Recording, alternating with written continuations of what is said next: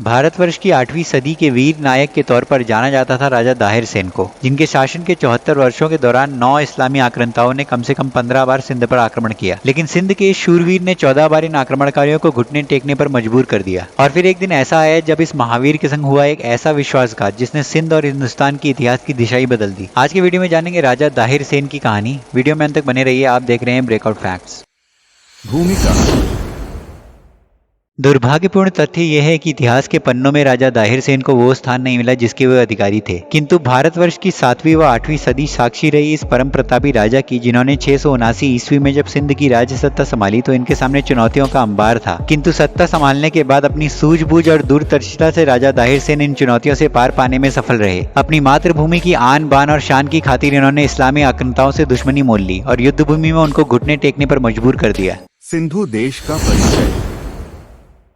सिंधु नदी के पूर्व में बसा सिंध आज बेशक पाकिस्तान के हिस्से में है, लेकिन वैदिक काल में ये जगह हमारे ऋषि मुनियों की तपोभूमि हुआ करती थी। माना जाता है कि वेदों की अलौकिक और कालातीत रचनाएं सिंधु नदी के तट पर बसे सिंधु के सुरम्य, मनोरम और पावन वातावरण में हुई थी। त्रेता युग में अवध के चक्रवर्ती महाराज दशरथ की पत्नी कैकई सिंधु देश की ही पुत्री थी। इस सिंध क्षेत्र पर 7वीं शताब्दी के आखिरी 2 दशक और 8वीं शताब्दी के शुरू के कुछ वर्षों में एक परम प्रतापी प्रजापालक और नीतिज्ञ राजा का शासन था, जिनका नाम था राजा दाहिर सेन। माता व पिता।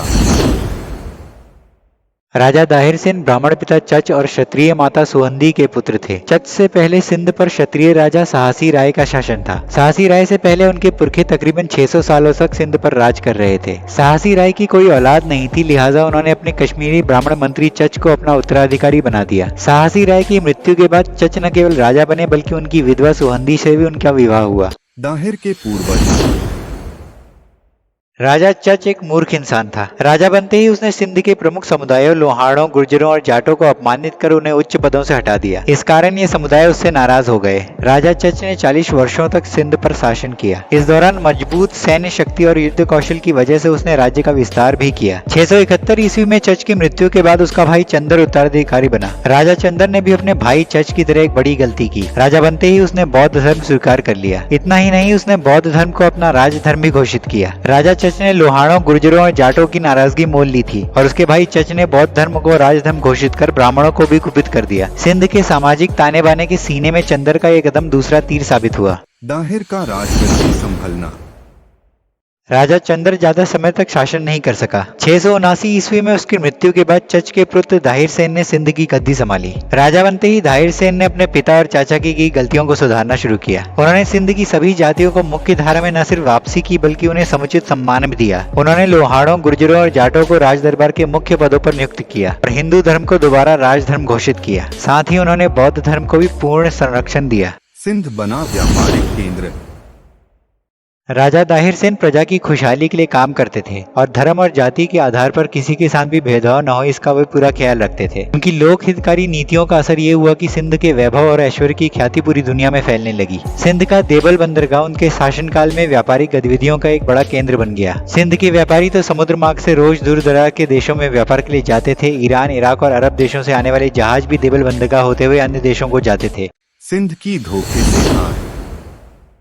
देवल बंदरगाह सिंध के लिए कितना महत्वपूर्ण हो गया था ये इस बात से साफ हो जाता है कि राजा दाहिर सेन ने देवल का अलग से सूबेदार नियुक्त कर दिया। उन्होंने बौद्ध धर्मावलंबी ज्ञान बुद्ध को देवल की जिम्मेदारी सौंप दी। उनकी ये गलती सिंध के इतिहास पर कैसे भारी पड़ी इसके बारे में हम आगे जानते हैं। एक बार देवल बंदरगाह पर एक अरबी जहाज आकर रुका। जहाज में सवार अरबी व्यापारियों के सुरक्षा कर्मियों ने बिना वजह देवल के शहर पर हमला कर दिया और कुछ औरतों और बच्चों को बंदी बना लिया। दाहिर सेन को जब ये पता लगा कि उनके राज की महिलाओं और बच्चों को अरबी व्यापारियों ने बंदी बना लिया है तो उन्होंने तुरंत देवल के सूबेदार को जहाज पर धावा बोलने का हुक्म दिया। सिंध की शक्तिशाली सेना से व्यापारियों के सुरक्षाकर्मी भला क्या मुकाबला करते। वे महिलाओं और बच्चों को छोड़ अपनी जान बचाकर भागे। मुस्लिमों के धर्मगुरु खलीफा को अरबी व्यापारियों और उनके सुरक्षा कर्मियों का सिंध की सेना से पिट कर आना बेहद नागवार गुजरा। व्यापारियों ने भी अपने गुनाह को छुपाते हुए इसे सिंध के सैनिकों द्वारा की गई लूटपाट की घटना के रूप में पेश किया। खलीफा तो बहुत दिन से सिंध पर हमला करने का बहाना ढूंढ रहा था। उसने तुरंत अपने मंत्री को सिंध पर आक्रमण का हुक्म दिया। राजा दाहिर सेन को इसका एहसास पहले से ही था। परम प्रतापी राजकुमार जय शाह की अगुवाई में देवल में सिंध और खलीफा की सेनाओं के बीच घमासान युद्ध हुआ। सिंध के शूरवीरों और राजकुमार जय शाह की रणनीति के आगे अरबी सेना को घुटने टेकने पड़े। उनका सेनापति अब्दुल्ला मारा गया। देवल में युद्ध का मैदान खलीफा की सेना की लाशों से पट गया। बाकी बचे सैनिक जान बचाकर सिंध से भाग खड़े हुए। खलीफा अपनी इस हार से तिलमिला उठा। खलीफा ने अपनी सेना को दोबारा युद्ध के लिए ललकारा। इस बार 17 साल का नौजवान मोहम्मद बिन कासिम ऊंट घोड़ों के साथ 10,000 से ज्यादा सैनिक लेकर सिंध की फतह करने के लिए रवाना हुआ। इसके पहले 9 खलीफाओं ने 14 बार सिंध फतह करने की कोशिश की थी, पर हर बार उन्हें मुंह की खानी पड़ी थी। कासिम ये सच जानता था कि वो सीधी लड़ाई में सिंध से जीत नहीं सकता, इसलिए उसने एक चाल चली। उसने देवल बंदरगाह के सूबेदार बौद्ध धर्म के अनुयायी ज्ञान बुद्ध को एक प्रलोभन दिया कि अगर वो इस युद्ध में खलीफा का साथ देगा तो जीत के बाद उसे सिंध का राजा बना दिया जाएगा। उधर राजा दाहिर सेन ने भी अपनी सेना में जोश भरना शुरू कर दिया। देवल के मैदान में दोनों सेनाएं आमने सामने पहुंच गई और घमासान युद्ध शुरू हो गया। सिंधी सेना अरबी सैनिकों पर भारी पड़ने लगी और ऐसा लगा कि वे जल्दी ही इस युद्ध को जीत जाएंगे। पूरे दिन चले युद्ध के बाद जब सैनिक अपने शिविरों में रात्रि को विश्राम कर रहे थे तो सूबेदार ज्ञान बुद्ध ने देवल के किले के पिछले द्वार को खलीफा की सेना के लिए खोल दिया। सिंधी सैनिक जब तक अपने शस्त्र संभालते, दुश्मन ने उनका कत्लेआम शुरू कर दिया। राजकुमार जय शाह इस हमले में गंभीर रूप से घायल हो गए और उन्हें जंगल की ओर भागना पड़ा। राजा दाहिर सेन को जब ये मनहूस खबर मिली तो उन्होंने हार नहीं मानी। उन्होंने सिंध की राजधानी आलोर के किले की जिम्मेदारी महारानी को सौंप दी और स्वयं सेना की टुकड़ी लेकर युद्धभूमि की ओर कूच किया। अपने परमवीर राजा को युद्धभूमि में पहुंचने का समाचार पाकर सिंधी के सैनिकों में एक नए जोश का संचार हो गया। युद्धभूमि में हाहाकार मच गया। खलीफा के सैनिकों के पांव उखड़ने लगे। लेकिन राजा दाहिर के साथ दोबारा विश्वासघात हुआ। उनकी सेना के ही कुछ विश्वासघातियों ने रावर नाम के एक स्थान पर पहले से ही बिछाए विस्फोटकों में आग लगा दी। इससे हाथी घोड़े बिधकने लगे। राजा दाहिर जिस हाथी पर सवार थे वो भी इधर उधर भागने लगा और इसी बीच दुश्मन सेना का एक तीर उनकी आंख में लग गया। इससे वे अचानक अपने हाथी से गिर पड़े और दुश्मन सेना के सैनिकों के बीच जा पड़े। इस घायल अवस्था में भी राजा दाहिर सेन शेर की तरह लड़ते हुए वीरगति को प्राप्त हुए। राजा की मृत्यु के बाद सैनिकों का मनोबल टूट गया। इसके बाद खलीफा की सेना राजधानी आलोर में दाखिल हो गई और निर्दोष जनता का जमकर कत्लेआम किया। मंदिरों शिवालयों को तहस नहस किया। बौद्ध विहार और मठों में घुसकर बौद्धों को भी काट डाला। बच्चों वृद्धों की जानों को भी नहीं बख्शा। संपत्ति लूट ली, नगर जला डाले, बलात्कार किए। जब अरबी सेना आलोर में घुसी तो वहाँ की वीरांगनाओं ने भी हथियार उठाकर इनका सामना किया, पर जब उन्हें लगा कि उन्हें बंदी बना लिया जाएगा तो उन्होंने जौहर व्रत का पालन किया। राजा दाहिर सेन की दोनों बेटियों को गिरफ्तार कर खलीफा के पास ले जाया गया। राजकुमारियों को पता था कि उनके जीवन में अब कुछ शेष नहीं बचा, तो उन्होंने खलीफा को बताया कि कासिम ने वहाँ लाने से पहले उनकी इज्जत लूट ली है। कहते हैं इसी वजह से खलीफा ने कासिम को मरवा दिया था। बाद में खलीफा को पता लग गया कि राजकुमारियों ने उससे झूठ बोला था, लेकिन इससे पहले कि वो इन्हें कुछ सजा दे पाता, एक दूसरे के सीने में खंजर मारकर राजकुमारियों ने अपनी जीवन लीला समाप्त कर दी।